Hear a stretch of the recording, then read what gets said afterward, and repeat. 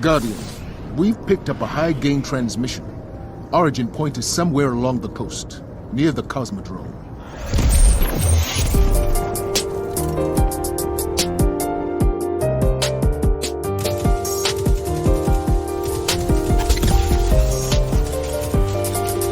What is up, Guardians? This is Cosmodrome Radio, broadcasting live on all frequencies all the way from here to Neo Muna.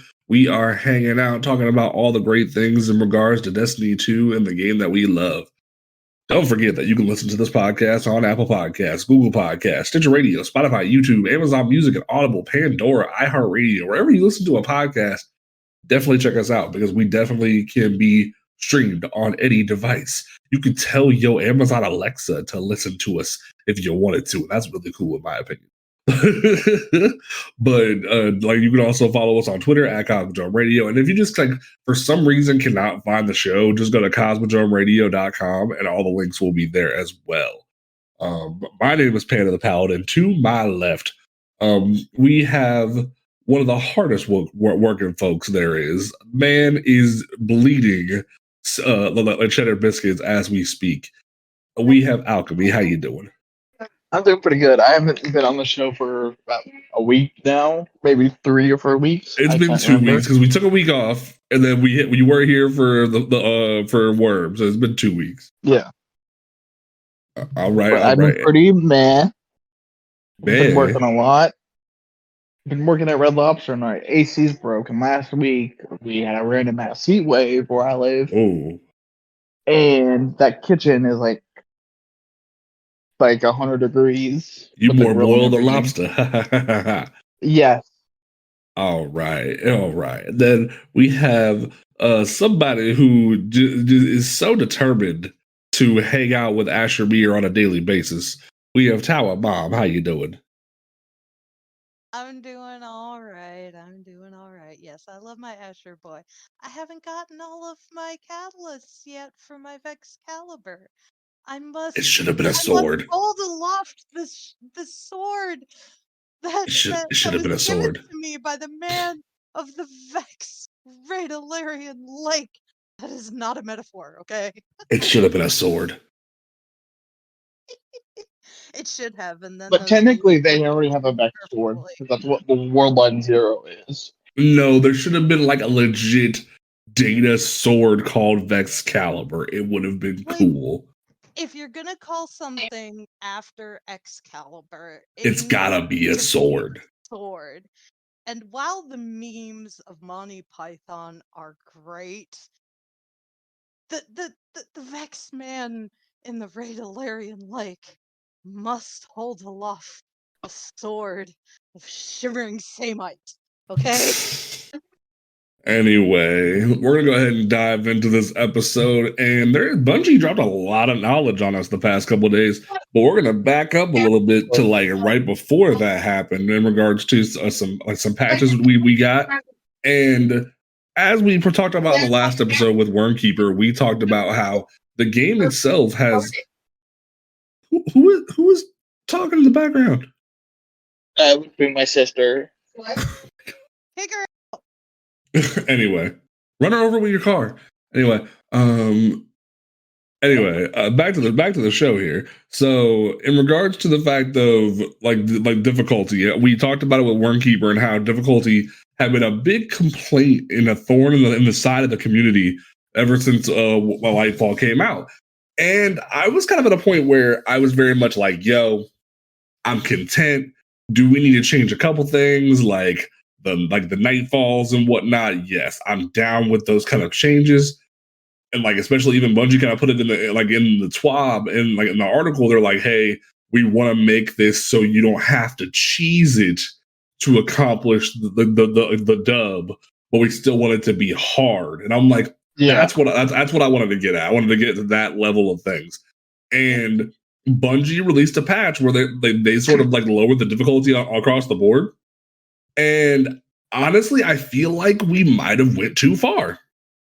I really feel like all we needed to do was touch Nightfalls. We needed to fix the battlegrounds, fix the Nightfalls, and been done. But everyone seems to be more content. But I feel like we're going to get to a point next season or the season after that where everyone's like, the game's not difficult anymore. And they're and literally like Bungie's going to throw their hands up. Bungie's going to throw their hands up and be like, we don't know what you want. We don't know what you want anymore because we tried to raise the difficulty and y'all complained. We drop it down again. Y'all complain. I have a feeling that it's going to happen and people are going to be throwing a fit again. Like even like I even like did a measurement because I did a I did not only did I do a Root of Nightmares, but I actually got roped into doing a 3-man Root of Nightmares. And it was easier in the new patch to do a 3-man Root of Nightmares than it was originally to do it with 6 people. And that tells me flat out that like the Root of Nightmares has no challenge anymore. Like straight up, it has no challenge. Like the first 2 encounters flew through like it was nothing. Like barely. You do a master. Well, like master is a thing though, and like even from what I saw, like there were people that were getting through master with barely any difficulty, even if they weren't like hardcore streamers. There were people saying like master difficulty wasn't that hard. They're more upset about the fact that Bungie went back to the Vault of Glass, the version of the loot system, where you only get a reward for completing the challenge, not for completing the encounter. Because like for those who were super upset about that, that's where they got it from. It wasn't from like, oh, Bungie's trying a new system. We don't like the new system. No, Bungie changed the master system for King's Fall and for Vow the Disciple. You got a new system for those. But in reality, with Master Root and Master Vogue, they're the exact same, where you have to complete a specific challenge to get a specific weapon. And I actually prefer that because it rises more challenge to the table. Yeah, you actually don't get a free adept weapon for nothing. Yeah, because Monday, around like 3 a.m, I was doing the Master Shizen challenge, and it is a bitch and a half because what you have to do is you cannot shoot your own. So if you're a runner, you can't shoot your own thing. Someone else on the opposite side has to shoot it for you. Mm-hmm. And it was a pain in the ass. We were stuck there for like a good hour before we completed it. Yeah. On normal, it was a pain in the ass. I was running a raid. I was running it. What was it? Yesterday afternoon. Mm-hmm. And we were stuck on Schism for an hour because the wrong people kept hitting the wrong little nuts. And it would say challenge failed or whatever. Yeah, and it got to the point where I was like, look, y'all, I'm on a time crunch. I have to work in like 45 minutes. Let's just But no, like I really feel like Bungie across the board has lowered the difficulty to a point that people are going to be complaining again. Like it was actually like I understand that like certain things like the Nightfall needed the delay, like especially with the Mars Battleground. Like that thing specific, the Mars Battleground is going to be nuts. Like without the changes. Oh yeah, it definitely is. But like even now, like because it was to a point where unless you cheesed it from certain different tactics, you weren't completing it. Now it's to the point where it might be feasible, which is good. But I really feel like when it comes to the overall difficulty, it feels too easy. Like I've never done a low man raid in the history of anything until last week. And once the patch went live and I was doing this, because I just randomly like joined one of our clanmates who was doing it, and I was like, wow, third encounter used to be a bit of a pain in the butt, but now I'm doing so much damage to the boss with one thunder crash that literally it's almost to the point we were like almost two-phasing it.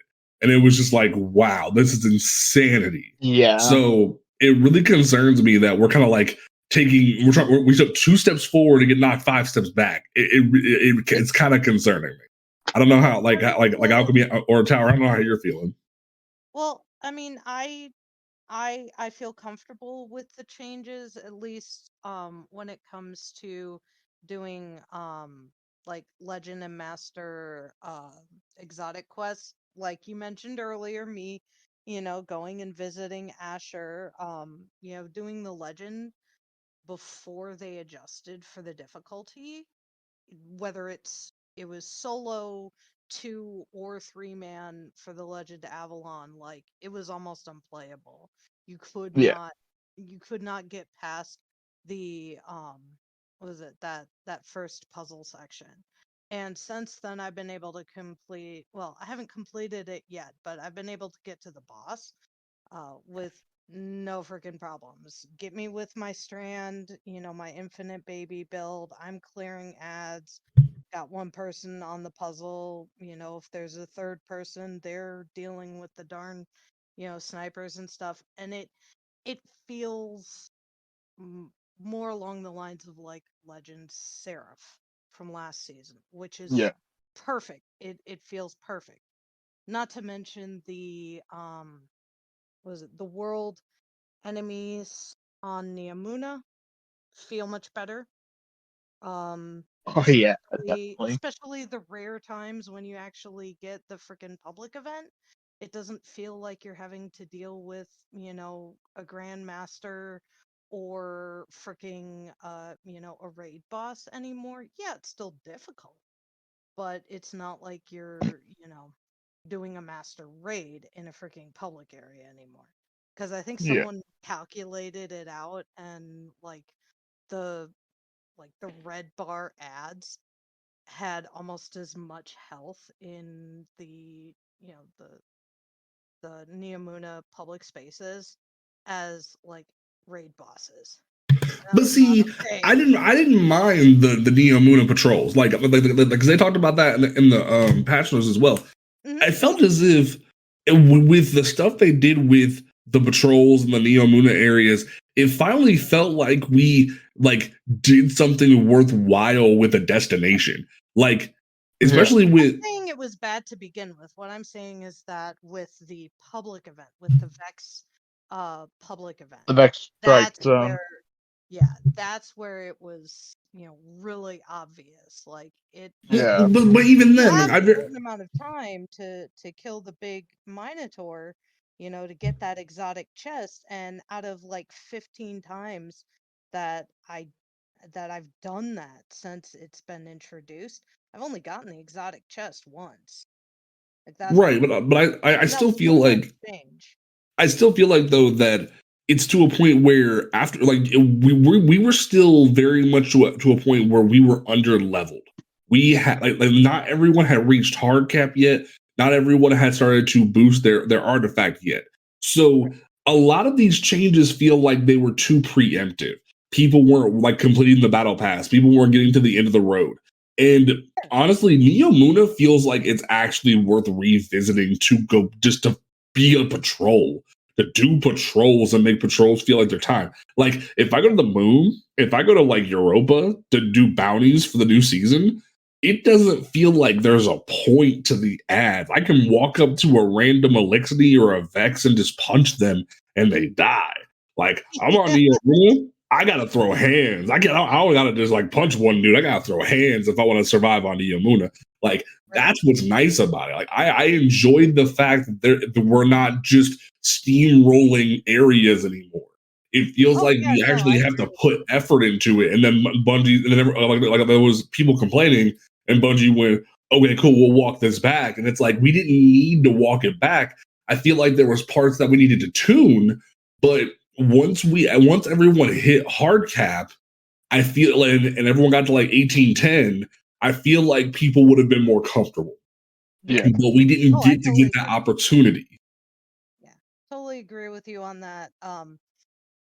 Oh gosh, I was gonna say something and then I lost my train of thought. Well, do you Right. mind if I put my two Go cents for it. Go in while ahead. you think about Maybe it? maybe the thought will come back to me. You see, for me, I liked it, but it just the Nightfalls and the Lost sectors needed tuning in my opinion. Because the Legend Lost sector being at 1840 off rip, how are people gonna enjoy the new exotics unless if they're gonna have to work their ass off to actually get the role they want of the exotic? Because Never mind surviving. yeah, Right. because you'll And get one My shot like that. log. exactly. And we're Because gonna I get to remember, the changes they're making with exotics. That's gonna be a really yeah, good thing.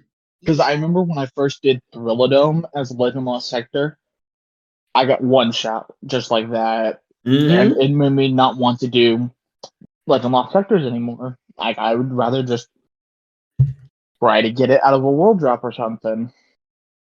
Yeah, I totally agree with you. Like it, they needed that nerf to Lost Sectors to like, because right now I go in at 1820, 1823. I still get my ass kicked, but I have a better chance at I don't die in one shot in Legend. Yeah. So yeah, like there was those couple things that needed to tune, but I feel like we tuned a little too much. We overtuned. Yeah, like because definitely like it feels as if Lost Sectors are attainable now, but when it comes to just like normal content and raids, like what happened? Like it feels lesser than it was previously. Like I like the fact that I was able to just like take Nezarek's gay like hatred in the middle of the raid, and then him just walk up and he could like it took him like 5 hits to get close to almost killing me versus before it took him like 2. I'm like, yeah, come again? What's going on here? I did a master Nezi, and in master, he can still one shot you even with 3 void resist. God dang, that's impressive. But like time will tell to see like what happens. But I say give it a season. Give it a season, and people are going to be complaining again about the game isn't difficult enough.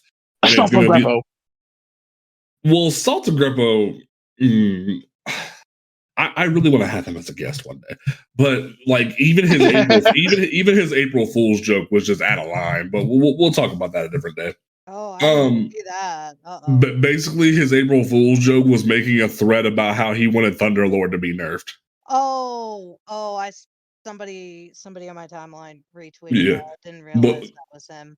Yeah, but it's whatever. But diving into the changes that Bungie went out, they put out a giant reflecting on Lightfall launch and beyond thing, and I feel like Blackburn and the team actually were trying to make up for the mistakes. They kind of owned the fact that they didn't tell people what their intentions were with this new way of storytelling, of the whole idea of like give you a chunk in the expansion and then give you parts of it during the seasons, because they had never done it before and literally caught the entire community off guard to the point that the expansion itself feels like there's no story. And then and they're like, hey, give us like a little bit of time, guys. And it's like, that's not what we're used to. That's not what you sold this on. This is supposed to be a complete package. No, we're going to spread this package out across the entire year. And I still will stand on the fact that if you're going to do that, then you shouldn't have charged more so for the premium edition to have all the seasons. It should have been like, okay, cool, you buy Lightfall and you get all the seasons. If you're going to do that storytelling wise, that's where I'm kind of like, that's where my finality is at now. Or if you're going to break up storytelling, because what happens to the random like casual player who doesn't have $10 to dive, who bought Lightfall but can't buy season 22? Do they just miss out on story content? Like that's what I have an issue with. But I at least appreciate like everyone that bought that couldn't buy the season pass this year. They're missing out on one of, if not one of the major deaths in the series. Yup. So it's like it really feels as if Bungie needed to be more forthcoming, and at least they're owning that. I will give them that. Moving on from there, they dove into the issues and complaints people have with Guardian ranks and the concerns with that. Because the biggest thing that people have been wondering about as they grind Guardian ranks is Bungie was very upfront with, hey, come to the end of the season, everyone's like Guardian rank is going to get reset back to 6 at the end of the season. And it was like, that kind of sounds messed up if you're going to grind all the way up to 11 only to get knocked down again. And Bungie was like, okay, cool, we hear you. So what they're going to be doing is making it so the highest rank you get is what's displayed for a season afterwards. and then it will decay. So, and then if you get to a higher rank in the next season, that will become your highest rank, which I can get behind. I enjoy that. Well, you see, but what happens if, like, they get all the way back to 12? Like, is it 11? Are they just gonna keep that 11 like all the time? Yeah, no. Like, if you work your way back to if you work your way back to 11, you just keep 11. It won't decay. That's what they're saying. Like, but like, say if I get to 8 this season and then I get to 9 the following season, that would be like 9 would take over. But until I get to that 9, I'll have 8 while I'm at 6, if that makes sense. Yeah. So like, it's kind of like a placeholder. The highest rank that you got in the most previous season is the rank that will display. Yes. If during that same season you get a higher rank, then that will move up, and the following season, however high you get, that will be your highest rank displayed. Oh, go ahead. Which I think is okay. That what that means though is that doesn't mean that you have to regrind 6, 7, or 7 and 8. It means that everything that you did for 6, everything that you did to go up to 7, everything that you did to go up to 8 will still count, and anything that you did prior in that previous season working towards the next rank will still count. So if, say for example, I'm at rank 7 right now, I'm at 13 out of 20 triumphs to get to rank 8. If I don't get the rest of those 7 triumphs that I need, I'll still show at rank 7 next season, and I'll have all the triumphs that I did previously that don't depreciate. So all the blue triumphs for rank 7 will still be done and completed for me, and I'll only have to do any, gold or gray triumphs that will come in for the next season. Any triumphs that you already have that work towards higher levels will already be completed for you. So like, they adjusted the commendation system where now you only need like 100 commendations to get to complete the commendations triumph to rank 7 or whatever. And so if you get more than 100 commendations, or you give more than 100 commendations, that pre-completes, that auto completes for the next however many levels. So those are already done when you get to the next level. So like, one of the other things is, I think in rank 9 you have to complete King's Fall or something like that, or complete all the legacy strikes that are currently active in game, something along those lines. If you've already done them, if you like have the title, or you've already had those triumphs completed previously before Lightfall, those will auto complete for you. Right. So like, but here's my hot take when it comes to this whole system though. It really felt weird that everyone started at 6. Granted, they didn't want to just like deprecate and crap on veterans. They sort of like started everyone as sort of like a veteran rank.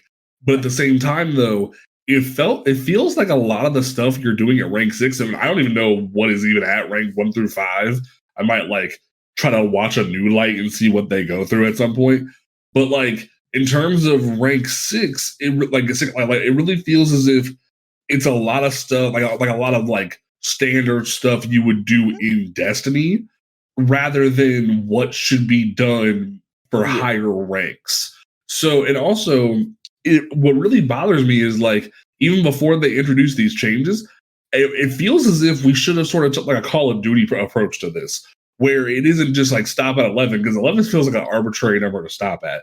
It really feels like we should have took sort of like an Apex Legends or a Call of Duty approach and went like, okay, cool, rank 1 through 100.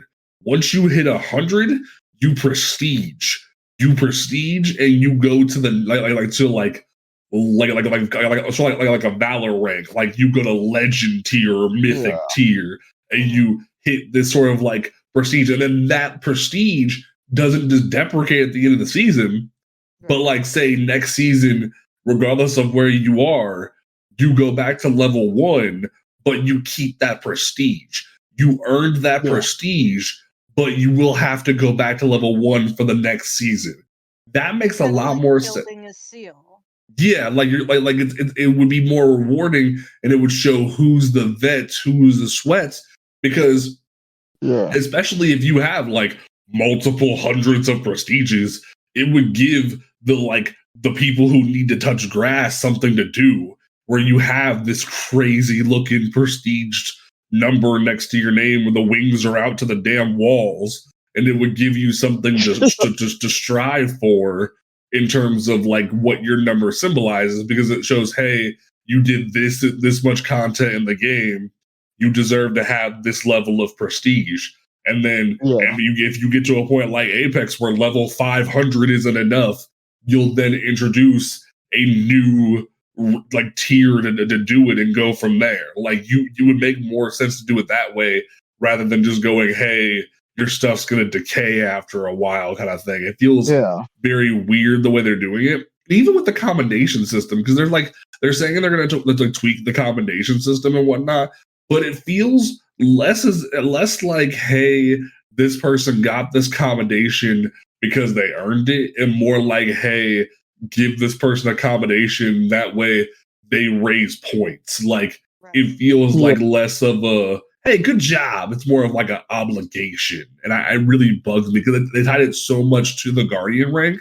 They're like, and then they keep lowering it in terms of like what the requirement is. But I feel like it was a mistake to even combine it with it to begin with. Like it should have been its own thing.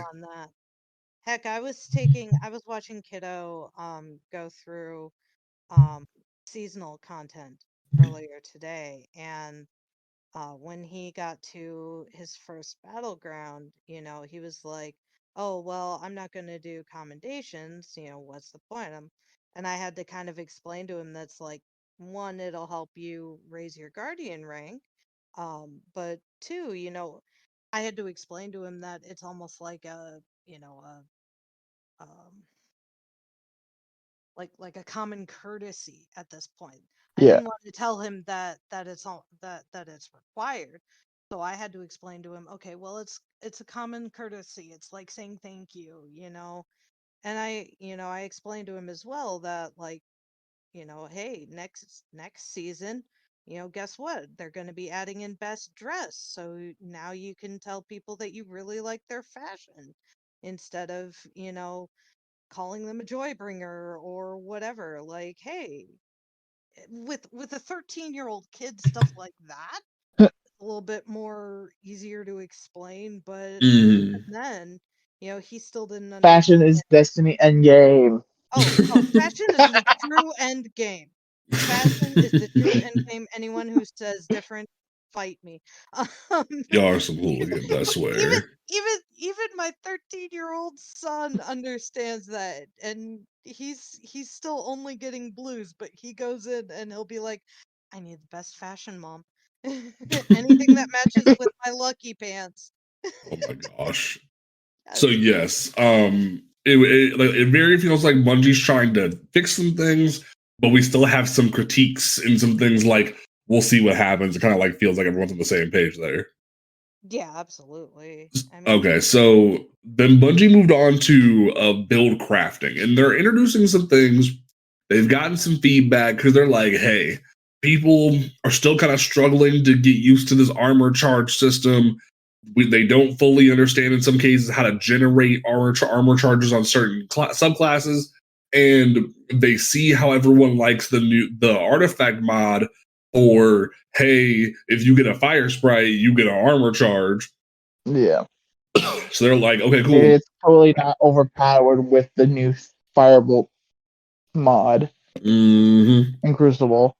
Right. So it's very much like, okay, cool. They're adding elemental charges back into the game, similar to how it was before. If you picked up a elemental well, you got a charge with light. Now they're like, okay, cool. If you pick up a void breach or a ionic trace or a fire sprite or a stasis crystal, or if you shoot a strand tangle, you get an armor charge.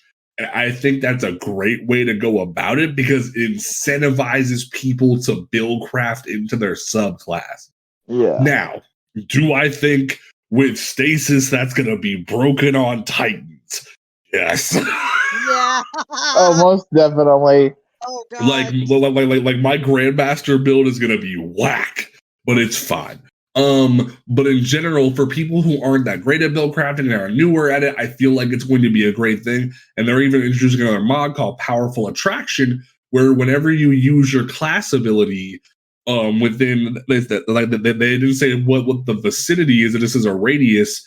It'll be like a radius determined by how many copies of the mod you have.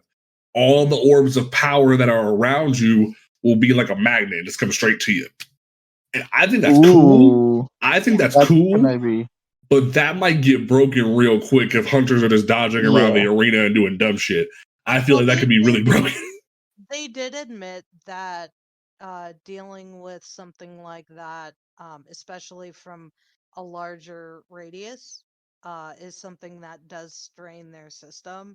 So they also mentioned that shooting a orb with a shoot to loot weapon will also.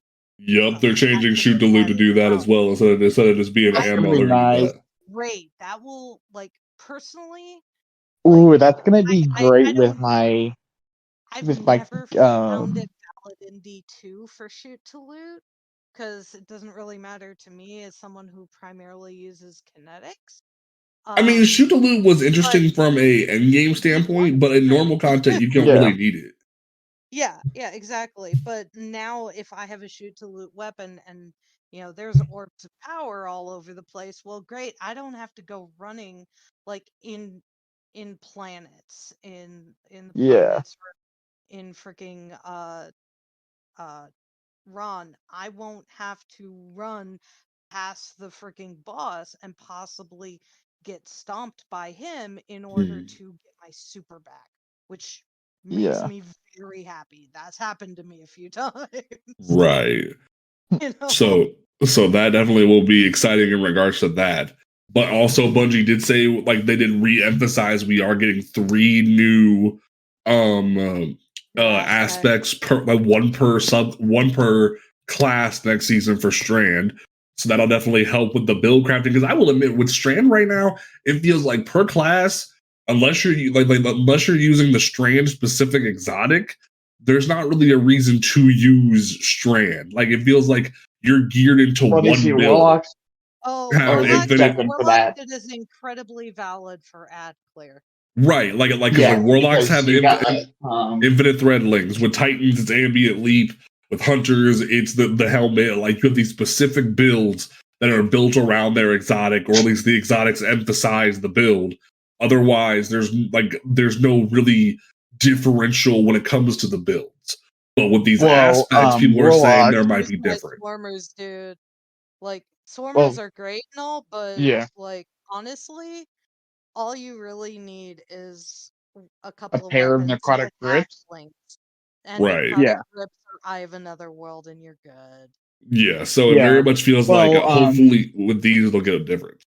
With necrotic grips and Oscar Striga and consuming your shout grenade, that's what I've seen most people use for ad clear. That's Not insanity. Everyone has necrotic grips, and that's what makes me really happy about the new exotic system, which we are about to get to. Don't you worry about that. But see, here's the thing. So let's dive into this real quick. Before we do, the Bungie also said with artifacts next season, they're like, hey, we know artifact clicking and resetting can be annoying. Next season, we're just going to make it so you can click and apply and refund with one click on each mod. That's going to be dope. So look forward to that. Like, there'll still be a limit, but you can click and unclick and refund and buy each one individually. So good on Bungie for that. They just didn't roll it out with Lightfall because of limitations, which cool. That's fine. Yeah, that's fair. The big thing that they announced is the focusing decoding, because people have been saying for ages that focusing exotics, especially when it comes to running law sectors, is a pain in the butt. It's so hard because not only is it hard to even get an exotic you want, it's hard to even get a good roll of it sometimes. And people would love the opportunity to focus an exotic in a specific thing. Now, or get exotics from the expansion or season a different way. Yeah. But here's the thing. Bungie did not say that they are going to make it so you can can bypass the law sector method. They did not say that, because if you look at the article, it does not specifically say that exotics that are locked behind expansions, like say if I wanted to go get a pair of Iceball mantles, I would still need to complete the law sector where I got the exotic to then focus it. Similar, like that's still going to be a thing, at least from what I see here. There's or ambient leap. There's still, you still have to gain it from the source, because if you look at say Xur's exotic engram pool only has exotics that you have previously obtained from the wild or from their source. You can only re-roll with Xur. You can't just, let me rephrase that. You can only re-roll world-based exotics, not lost sector exotics, until they enter the pool, because those are still locked behind that way. So you still need to complete the lost sector, get the exotic from the lost sector, and then you will be able to go to this new method and focus it. And also, they did not clarify that about the Vex incursion, though. That's the thing. They did state that with the Vex public event, that it will now drop any exotics that you do not currently have. I really feel like then it will drop you a random roll. But I still feel like you have to do the lost sector in order to get that into your pool. Yeah, like every law sector exotic is still put behind there. You don't get to evade that. So I feel like until you get it from a law sector, it won't apply. They very much didn't include that, and I feel like that was intentional, because at that point there would be no reason to run the law sector at all. They still want you to run the law sectors. They just want to give you a chance to go for this. Now, there's two other caveats with this that I think were intentional. So Bungie had, if you look at the diagram they set up for the focus decoding, it shows Red War helmet, Red War chest, Red War hands, Red War legs. But then Shadowkeep, Forsaken, Beyond Light, Witch Queen, Lightfall. It doesn't show each one individually for the rest beyond Red War. I wonder if there's a way to change that later on. If not, and you're only able to focus specific limbs via Red War, that's gonna suck. But if they make it so you can later on earn the ability to focus like a random pair of arms from Forsaken or vice versa, that will be good. But we will see. Also, the cost is a lot. Yeah, 30k glimmer for a roll, just to get any random exotic, but the focus decoding is what, 50k or something like that, plus, or no, it was 60k plus Ascendant Shard and a Cipher. So if you want a specific ciphers to 5 instead of just 1, which I'm yes, and it says for precision decryption, directly focus any exotic armor you want. it will have 1 exotic engram, 3 ascendant shards, 60,000 glimmer, and 1 cipher. So what I really like about this is for seasons upon seasons now, it is felt like if you didn't use the exotic cipher from your battle pass because you were sitting on one, tough luck. Yeah. And also, if you have every exotic in the game and you're satisfied with your role, you just have been sitting on an exotic cipher for God knows how long. Me. So I feel as me. So I feel as if them going, hey, you can use ciphers to focus specific roles. A, it incentivizes people to go get the cipher quest from Xur every week, and B, it makes it so you actually have a reason to use it more often if you want to focus for a specific type of build. And I really enjoy that. So that's going to be exciting. So, but here's my 2 cents, Panda. I honestly think they should go back to where you can re-roll the stats with a certain type of item like you can in D1.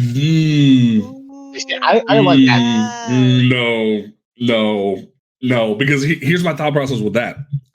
That would cut the hamster wheel in half versus cutting it in cutting it down by a third, which is kind of I can see where Bungie's intent is. They're like, hey, we want y'all to grind. We want you to play the game. And if you just because you can see like a really hardcore player doesn't touch any grass, just running in the cut and farming a bunch of the material to re-roll the exotic, and then only you would just be sitting at Rahul for 5 days re-rolling exotics until you get the roll you want. That would be broken. Versus here, you have to get engrams, you have to get glimmer, you have to get ascendant shards. The wheel is like more expansive this way versus them cutting it in half with just, hey, get a bunch of one material and you get to sit at Rahul for 5 days. Not how they did in D1. Like that material was like rare. Like you had to dismantle an exotic piece to even get it. But like how they would implement that in D2, you couldn't just pull like infinite exotics out of your collections. They just wouldn't give you any. Like they have to either be a world drop, armor piece. That will give you it. Not even Lost Sectors will give you it. It has to be a world drop exotic to be able to get you that material. Right. Okay, I see what you're saying. Interesting. Okay.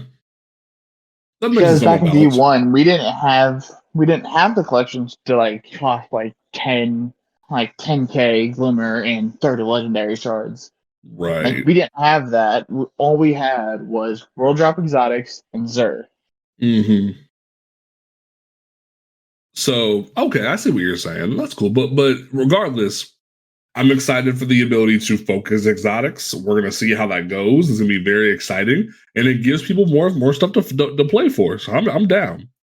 The next thing we're gonna move into the TWAB. The TWAB was the hype. That was me reading this TWAB. My God. So we've already talked about the stuff that was in the article, so we'll skip that section. But in terms of the GMs are going to be nuts. What is nice is they're keeping GMs pretty much the way they were previously. So while they will be a pain to complete, other than the changes they did to the battlegrounds, all GMs are pretty much going to feel the same way they did prior to Lightfall, which is fine. I'm down with that.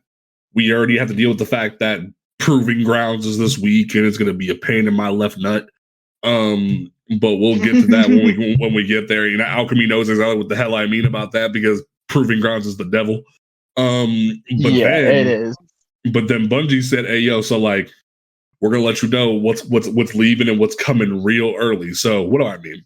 So for Nightfalls, for Trials of Osiris, and Iron Banner, there are, and for competitive PvP, there's always been like weapons that rotate out every season. And Bungie has even said, "Hey, we're not going to give you all the hints, but like we're going to keep expanding the legacy focusing, and I really enjoy that. So Bungie's like, hey, Whistler's Whim for Trials just had its last week as an adept weapon, but you will still, and it's going to rotate out of the system, but it will still be able to be obtained in legacy focusing after like now. Similarly, Mindbender's Ambition's final week to be adept is April 18th, so write that down. Malicious Birthright, the kinetic lightweight grenade launcher, its last week will be May 2nd. So if you want to farm Malicious Birthright or Mindbenders, make sure that you do it during GMs or Nightfalls, those specific weekends, or those specific weeks rather, or if you just want to focus engrams for cheaper, like through the focusing system, do it that way and make sure you're doing it right. Trials in the Inquisitor, Slug Shotgun, and Whistler's Whim are rotating out. Inquisitor, they've already said that May 9th is going to be its last week as an adept weapon. So if you're really wanting a good, like, chappy legendary weapon, because it really is a chaperone as a legendary, you better get it then. It is. Iron Banner, we're losing Wizened Rebuke and Hero's Burden, which that really bugs me. The two old weapons that came back like 2 seasons ago are now getting rotated out. That is hilarious. Not only that, like they just came back, but also they legitimately just got perk refreshes because Wizened Rebuke has Volt Shot now, and Hero's Burden has destabilizing rounds.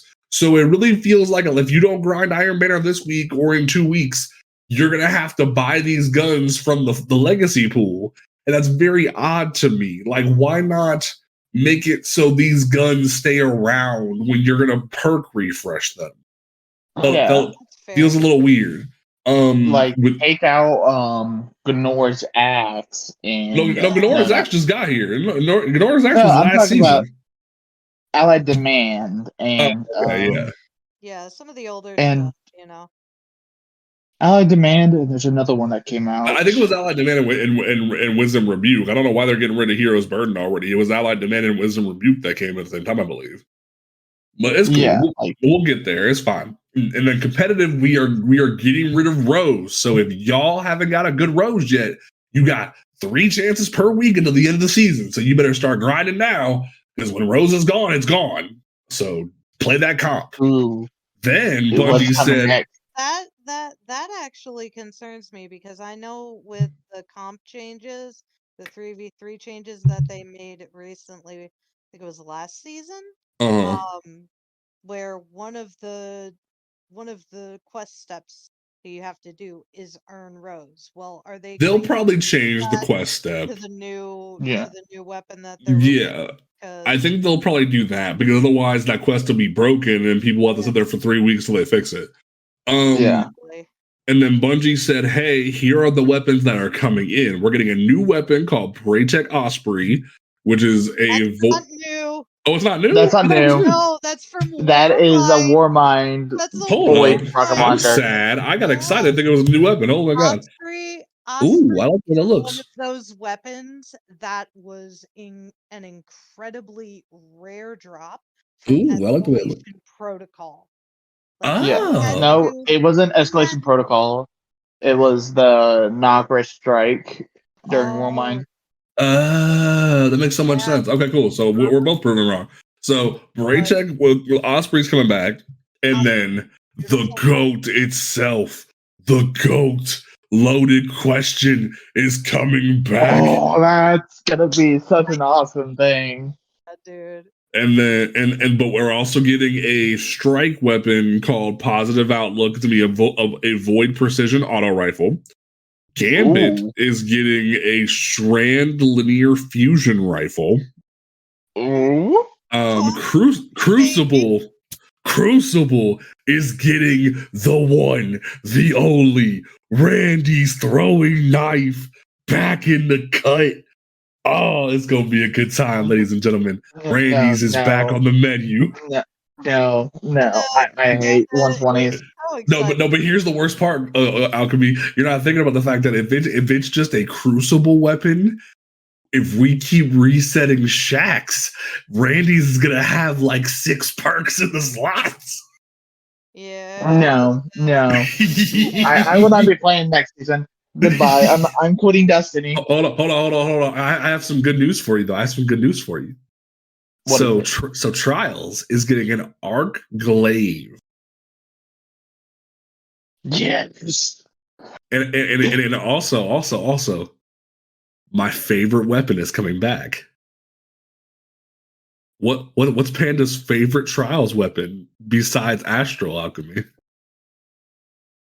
Fire Draft. No. How do you know No. me? What is wrong with you?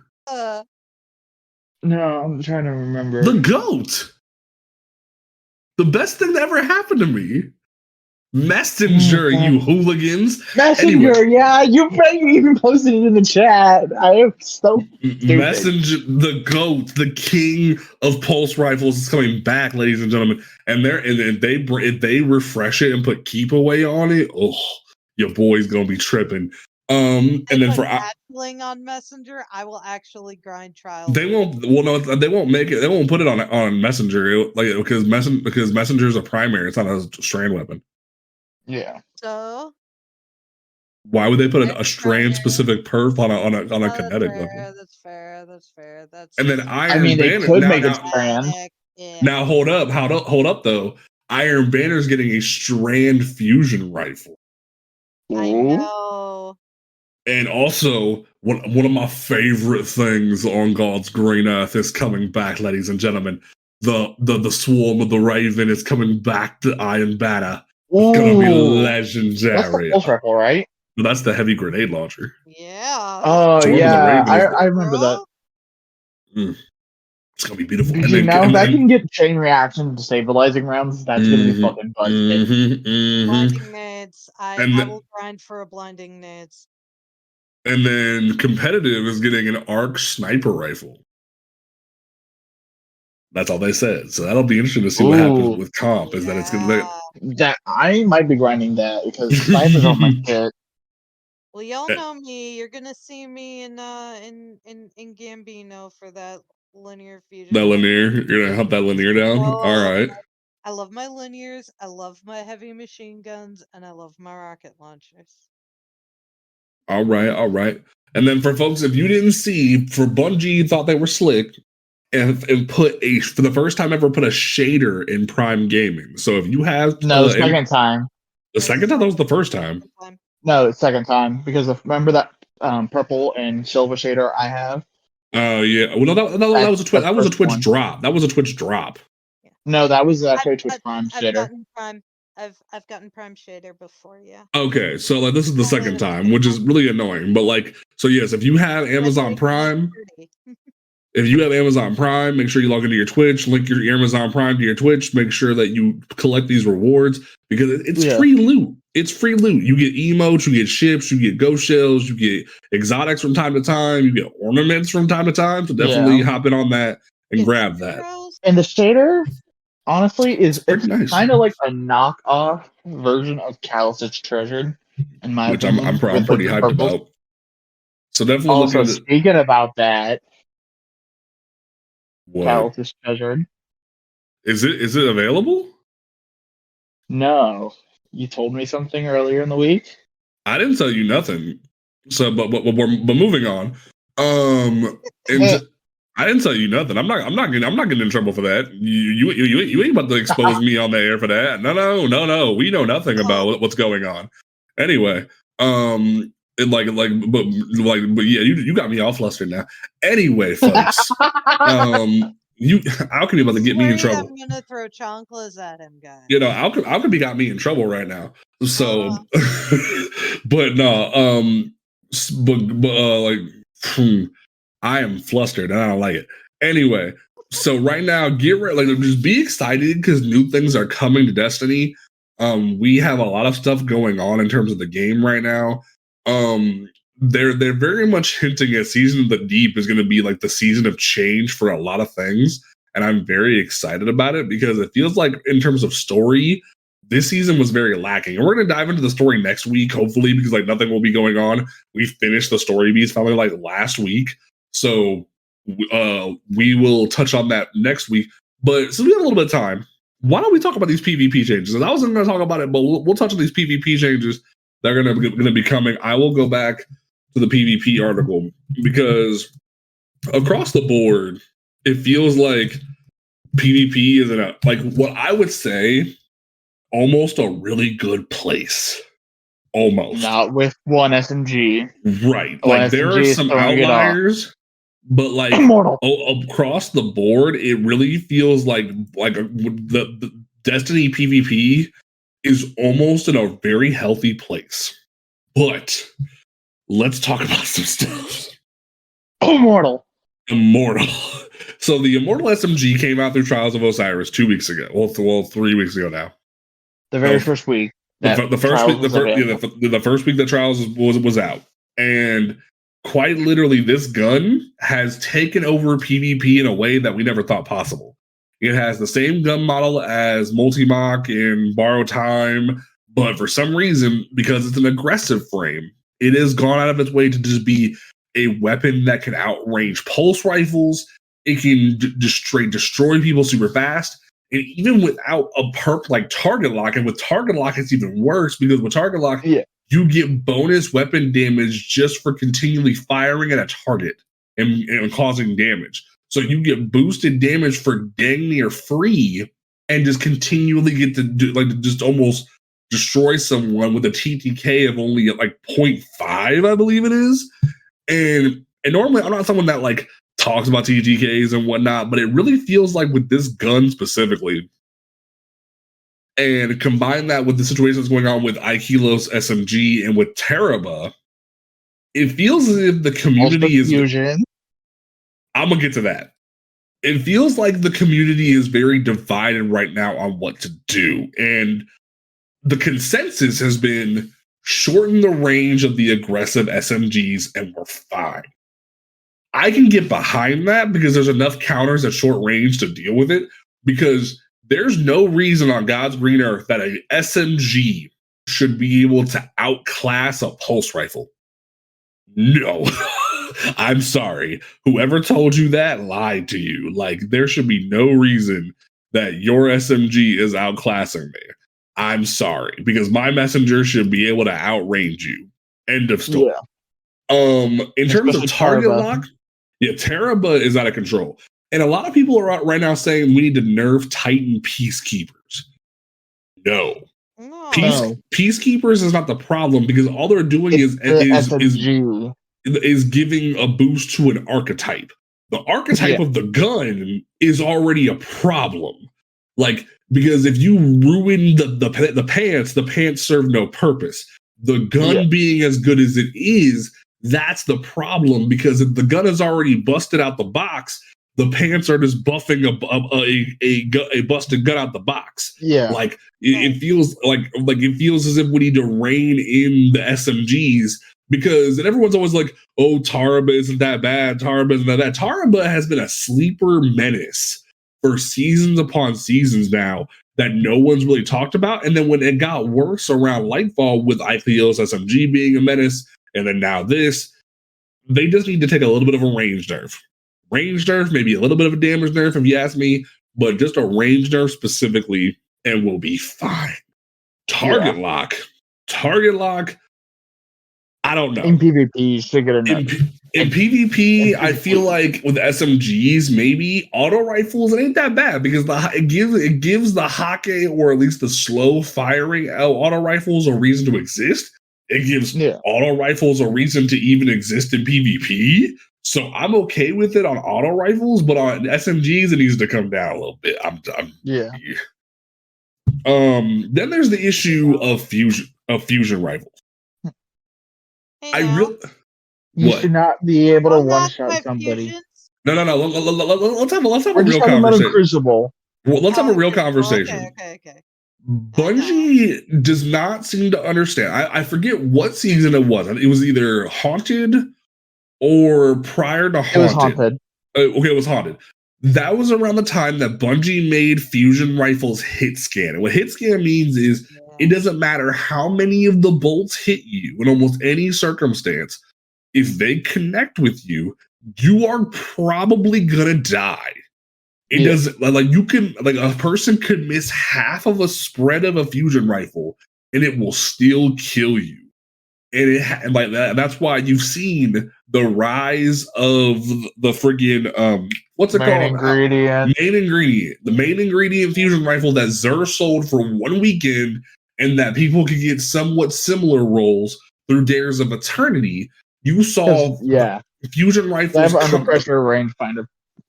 Or like tap the trigger. It was under pressure, tap the trigger, and you saw all these people coming in with this gun, just mowing people down. And like it's to the point where either it like sort of comes into the top 10 of trials, or it's right under the top 10. You see fusion rifles upon fusion rifles sitting there doing these tons of damage where shotguns still can't come near to outclass them again. And it's to the point where fusion rifles dominate this meta spot, where if you use one, it's almost a free kill every time. Now, granted, there are some wiggle room, like especially right now, they're about to buff rapid fire frames, because rapid fire frames don't always have that. You hit your pellets, you get the one shot. Now they're like, hey, we're probably gonna fix that. And they're saying, oh, it's about a resilience thing. No, it's not. They're lying to you. Something else is going on in that code where when we have clips upon clips, there are different people in PvP that can tell you firsthand. There are so many clips of people just holding down the trigger and getting free kills from fusion rifles. It's asinine. It makes no sense as to why this is occurring. When we went into trials on Altar of Flame last weekend, you were completely behind a wall except for your foot, and your foot took all that damage and it one-shot you. Like, you should not be able to one-shot someone behind a goddamn wall. No. Oh, there's been so many times where I'll like jump in the air at someone and only my feet will catch the fusion rifle and I will die. And it's just like, why? Why is this possible? Okay. And then here's the other also, it can grow through knockout shields. Yes. As well.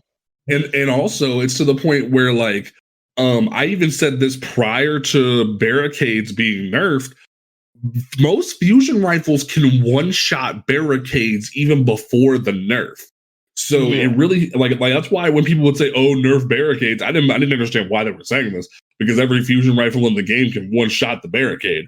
But then it's also a situation of look at the problem with fusion rifles when it comes to their ease of use. There are so many times where I will shoulder charge somebody, or I'm trying to duel them with a pulse rifle or an SMG or even a hand cannon, and they're like on the brink of death. Like they are literally about to die. And all they're doing is just holding down the trigger. They're not really like scoping in. They're not doing anything. They have almost no control over their sticks. They're just shooting because they're holding down the trigger. And there's no penalty. There's no penalty for just holding down the trigger. I am of the belief if you're not going to fix the hit scan issue, there should be a threshold where if you take a certain amount of damage while holding down the trigger of a fusion rifle, I'm about to die. Oh, my finger comes off the trigger. Or like in the game, you lose the charge of the fusion rifle. Because in what world can you keep holding down the trigger as I blind and shoulder charge you in the face and you're at 1 health? Like, there should be no way to survive certain circumstances. Or like in duels, when I have a pulse rifle to you and you're at 1 health, or a hand cannon and you're at 1 health, but all you've been doing while I'm dueling you is holding down the trigger, there should be a threshold that you have to meet before it just deactivates. There should be no reason that you should have this perfect ease of use for this gun. Fusion rifles across the board, doesn't matter what archetype it is, have been too easy to be used. Like, it was to the point that people were bringing out the Last Wish fusion rifle and going flawless with it. And no one's used the Last Wish. Like who uses that thing? That kills you. No. Like, in what world does that gun just come out of left field and start doing mass damage? Like, or now, like even before the rapid fire buff that's about to happen, people were going into Garden of Salvation to get god rolls of that fusion rifle, and it gave people a reason to farm Garden. And I'm like, what are you people doing here? I'm like the only person of like 5 people that likes Garden of Salvation, and it was so funny to me. So it's very weird. Glacioclasm. Oh my god, that thing is amazing. Like, that's the thing too. Charge times are abysmal on some fusion rifles, but they can still one shot. Like, you can literally have the worst charge time in the game, and it'll be at 1 health from somebody shooting you with over like 50 bullets. But because you have a fusion, there are times, actually, no, it happened just this past weekend in Trials with Alchemy, where quite literally one person's Glacioclasm killed me and him. Because we were standing in a line. We were standing in a line coming into the room. And like half the pellets hit me and half the pellets hit Alchemy. And we both died. In what world does that make sense? What other special weapon besides a sniper where they have a perfect collab with both of you in a straight line can do that? Shotguns can't do that.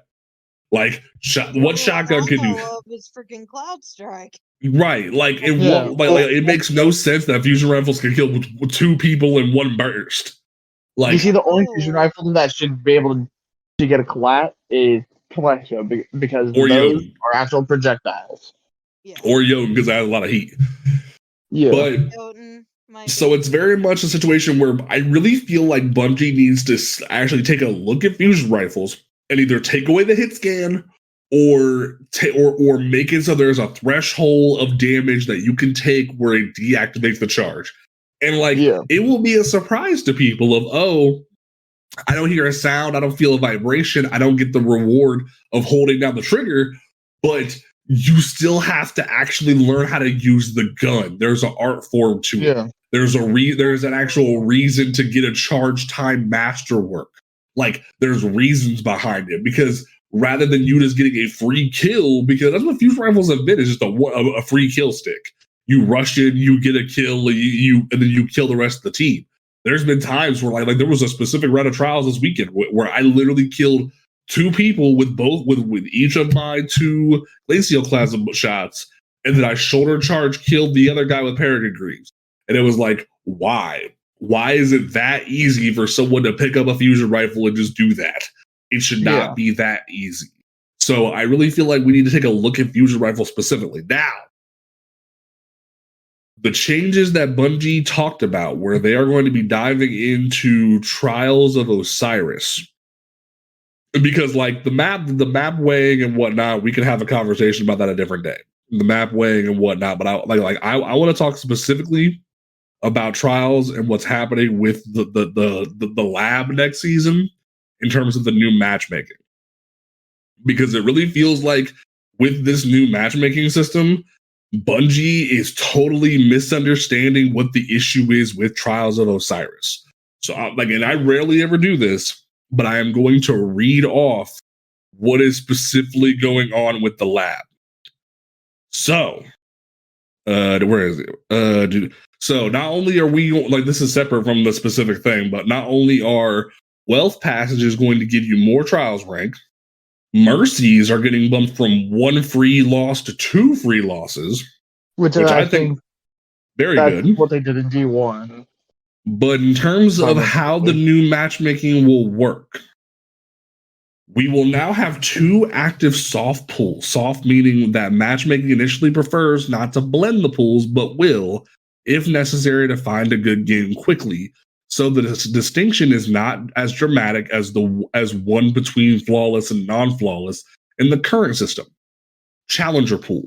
This is where most players who currently play Trials on a week-to-week basis and who want to go flawless will play. It represents an experience more like the original iteration of Trials in D1, without a focus on making games more difficult as the card progresses or after you have been flawless. This pool matches based solely on connection. There is no matchmaking on tickets anymore, or wins, or skill. Players who have any card with no losses, including a card after reset, or those playing with someone in the fire team that has a card with no losses, will be placed in the pool. Practice pool. This pool is targeted at new and less experienced players who are not yet ready to give Going Flawless a shot, and represents a place for them to dip their toe into trials without being thrown straight into the deep end. This pool matches based on connection and weekly performance, how well you have done in trials this week, resets every week. Only players with a flawed card or those who on their first game of the week can play in this pool. Everyone in your fire team must have a flawed card or be on their first game of the week to enter this pool. This pool has stomp protection. If you are consistently struggling, it will reduce your weekly performance rating to give you slightly easier matches until you recover. And farming protection, if the system detects you are a fire team member are likely attempting to farm the practice pool, it will slow down your matchmaking times initially. And if you continue, it will lock you into the challenger pool for the remainder of the weekend. This does not fix the issue with Trials of Osiris. No, it does not. Because let's be really frank. Last week, when we were doing trials, we should not have gone against someone that has 300 plus fucking flawlesses. I'm gonna get to that section in a second. That's the meat and potato. But let me touch on the appetizer. The current system of Trials of Osiris is damn near perfect, no matter what anyone tells you. Because not only does it give people ways to farm adept weapons on a grander scale, it allows people who are not the best players in the world an opportunity to go flawless. Here are the two issues with the current system. It's too easily abused, and there's no skill-based matchmaking. What do I mean by too easily abused? There's people just doing carries by going to 6 wins and then resetting on their 6th match while the other 2 people or the one person goes to the lighthouse. Or people are 1 win resetting to farm rank, but to also KD farm, kill death ratio farm, by farming low skill players by staying at the first match of the card. And when you actually sit down and look at what's going on, you see people who have these like 2.0 KDs, 3.0 KDs, and sometimes they don't even earn it. They don't deserve it. They're sitting there and you can even look in the Destiny LFGs on the app. It says 1 win reset farm because they're trying to stop people from going flawless, but also they're not entering the flawless pool where they're supposed to go. And also, they're just making their KD larger to seem like they're intimidating. Yeah. Let's talk about and when it comes to let's talk about the flawless pool for a second, because I talked about it previously.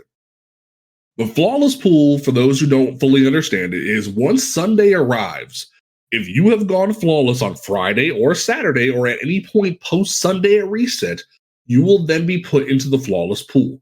And when you're in the flawless pool, you are not going to match with people that have not gone flawless. So you are matching with people that have already gone flawless, but it gives you a challenge. It's saying, hey, if you want an opportunity for every one of your matches, even if you lose a match, because everyone keeps forgetting that. Bungie has said this multiple times. Even if you lose a match and you no longer have a flawless card, you have an opportunity for an adept weapon to drop if you get a win. It is like it's not guaranteed, but if you you'll still get like enhancement cores and prisms from winning or trials engrams. But you have a chance for an adept weapon to drop each win, even if your card is flawed. That is what they have said since Flawless Pool has come out, and people don't seem to understand that. They just think, oh, Flawless Pool is too sweaty, and everyone's all sweaty in the Flawless Pool. Meh. Wow, it's almost as if you went flawless because you were a skilled player, and now you have to fight other skilled players now. The world's coming to an end. And then there's the second thing. Skill, and also now they added an extra component onto it this season with Lightfall. They said, okay, cool. You went flawless. Good job. Now, if you get a 7-win card, doesn't matter if it has flaws on it or not. If you have a 7-win card post going flawless, you can farm the adept weapon. You can turn in your card and turn in an engram for some glimmer and some legendary shards for a chance at the adept weapon. That's how people got their immortal adept rolls so fast with the roll they wanted to. They didn't go flawless 5, 6, 7 times. They just went flawless and then kept turning in cards, and they got the god roll they wanted.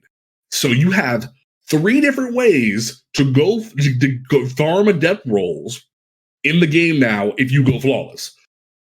You have going to the lighthouse, farming in the flawless pool, and then turning in flawed or 7-win cards in general. And yet people are still not satisfied. They want the flawless pool to be eradicated because they see it as a problem. Because it makes like doing their carries harder. And carries, let's be frank about it. Carries should not be in the game. Carries should not be in the game. And Bungie has created an environment where like it's part of the flawless seal to take your friends flawless. They did it on the term of trying to create camaraderie, and yet people have turned it into a business. There are people charging for carries. There are people doing raffles on Twitch for carries. When in reality, that shouldn't be happening. That's been a thing since day one, though. That doesn't make it okay, though. And I think it's created this economy where Bungie has like sort of catered to it for too long.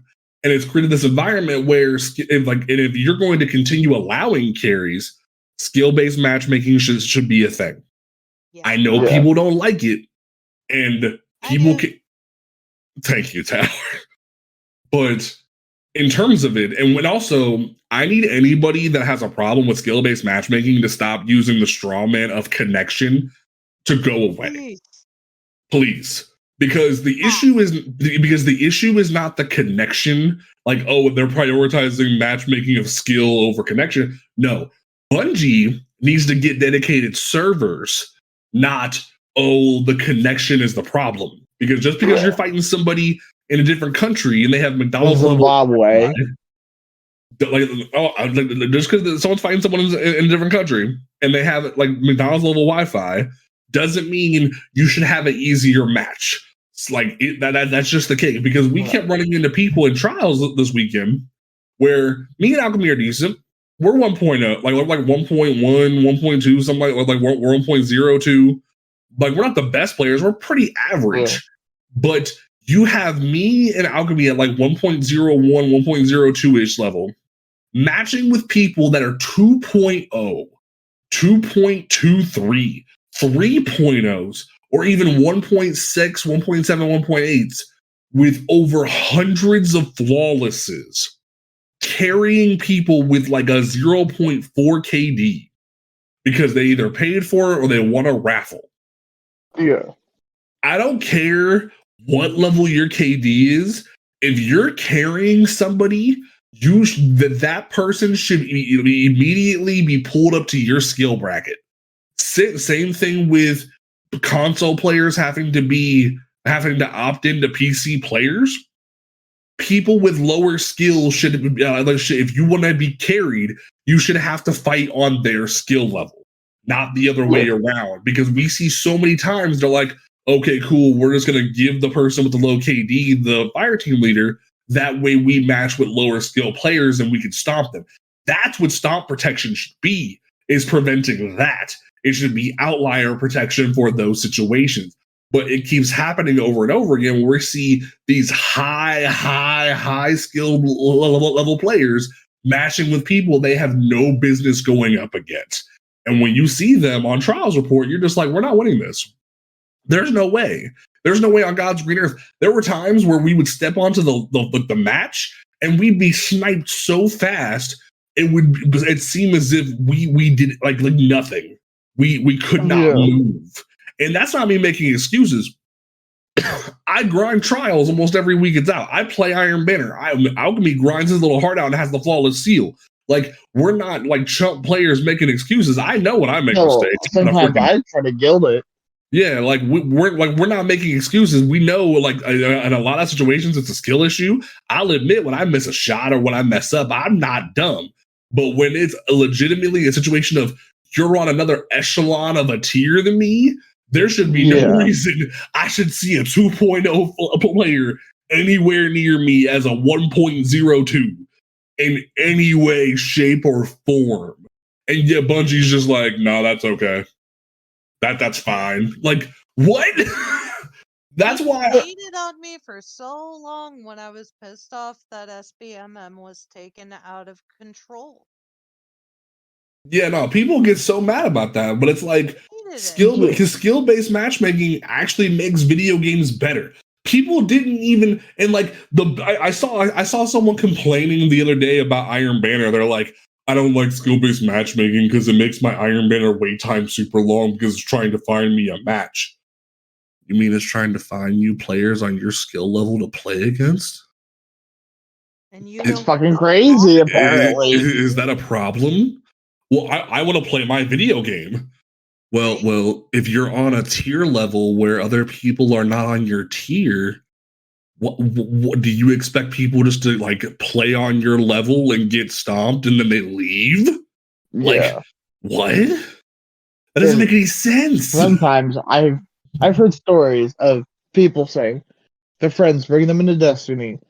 They try Crucible and they just leave the game saying, "Hey, I can't play this game anymore because I like my PvP, and this game's PvP is just absolute ass." Mm-hmm. So it very much feels like trials, but like Panda, you and Alchemy, we ran Iron Banner earlier this week, didn't we? Mm-hmm. Yeah, like that's the first time, or maybe the second time I've stepped into Iron Banner in 2 years. When they took SBMM out of freaking out of PvP initially, I was devastated because I actually felt good. I felt like I was being challenged appropriately. Yeah. I was learning, I was understanding how to work it. I hadn't touched Iron Banner in 2 years. And the first 3 matches we did, I was okay, I will admit I was ability spamming my freaking Infinite Babies build. That's all right. I actually felt viable again. Yeah. I was getting, 10, 12, 15 kills a match with my Infinite Babies, and I hadn't done that in 2 years. Right. I felt great. And coming from to do that for sorry. trials, I'd actually grind it with you. Right. And like they took a big stride with trials when they introduced the flawless pool. But then people started to figure out how they could manipulate it. Here's how you fix Trials of Osiris. You make it so until you get a flawed card, you cannot reset your card. Until you have a flawed card or until you have wasted your mercy, you cannot reset your card. Now, granted, that brings in the idea of, we'll just purposely lose a match and then reset. But even then, you can't, if you have like 5, 6, 7 wins on a card, you shouldn't be able to reset until you have that loss, which means you're endangering the player you're trying to carry by taking that loss. That should be the penalty you take. Second mercy on a flawed or second mercy on the cards in order to prevent that from happening from people resetting after a single lost match. I think. So like even with them adding that, you should be like that should make it even harder. Until you lose those 2 mercies, you're not resetting your card. That should be the way it is. But also, once you implement that, you then have a situation where it's like, okay, cool, now you add skill-based matchmaking in. And then you make it so if you're a 0.2 player, you get pulled up to the echelon of the person you're playing with. That's how it should be. Doesn't matter who's fire team leader. If you have a 2.0 on your team, you're going up to the 2.0 tier. That should be the end cut of it. I don't care what's going on. Because there were times where we would load into matches where there's like 0.4, 0.5, 0.4, and they have like none of the correct mods on. And you know they're going to die. You know that they're newer players that are trying trials for the first time, and they have no idea what they're doing. They're just trying to get some engrams. There should be no reason that me and Alchemy are fighting them. That's absurd. But on the same level, me and Alchemy should be fighting people on our tier level, not just sweat like crazy 2.0s. There should be a tiered system for trials. And like, say these people that are like 0.4 or 0.5 with the wrong mods, once they get the right mods, the right targeting mods, the better rolls of the guns, and they are able to prove like 2, 3, 4 times, they're able to go flawless in that pool. Okay, cool. Now we're going to put you into the next tier because your KD has risen. You're on the next echelon of the table, and you keep progressing. Like, don't make it a rank system like comp, but make it like a tiered system where you are able to strive to go to those higher tiers. And then, hey, I'm a 2.0 now. Knock your ass back. You start losing again because you are not as skilled as the other players, and you settle in at a KD where you know you play at. You play at that KD and you stay at that KD until you rise. And once you rise, you go to the next tier, and then you settle out of that KD and you stay there. Like, and if you go flawless, cool. You start playing against harder players. It should be that kind of system, but people see that and they don't want it. And their biggest scapegoat is, oh, the connection's bad. It shouldn't exist. No, dummy. You should still have to play people on your skill level, regardless of if I have McDonald's Wi-Fi or good Wi-Fi. Because to counter the argument of like McDonald's Wi-Fi over that, what's the difference between you fighting you being a 2.0 and fighting someone who's a 2.0 and they have McDonald's Wi-Fi, than me fighting a 1.0 as a 1.0 when they have McDonald's Wi-Fi? Nothing. Like, it should be a tier, or the better argument is, if you're a 2.0 player fighting a 2.0 with McDonald's Wi-Fi, or you're a 2.0 player fighting a 0.44 with McDonald's Wi-Fi, there's no difference. So why shouldn't they prioritize the skill level over the connection? It makes the most sense. Yep. But the problem is the most vocal people are the ones who are supportive of connection based and who really just want to sit there and be able to get those easy wins. They're the most vocal, and they're the ones, they're the big streamers who, make their money off of, being able to consistently stomp lower tiered, lower skilled players like me, because people get off on it. And what's so funny is, I think I heard from one like PvP streamer, they were like, "Oh, people just use pub stomp as a straw man." I'm like, no, you use connection based as a straw man. Like, you want the ability for you to go down the ladder and fight lower skill players. You want that to be your existence, and that shouldn't be the existence. If you if you want to use longer wait times as your next straw man, wow, you have to wait to play people on your skill level. It's like your Goku not wanting to fight somebody at their strongest power level. Like, literally, like that's what Goku gets his rocks off on in Dragon Ball Z. And you're not saying you're as good as Goku?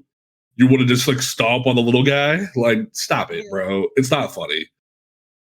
Like that's don't be Frieza. Don't be Frieza. Don't be fucking Frieza.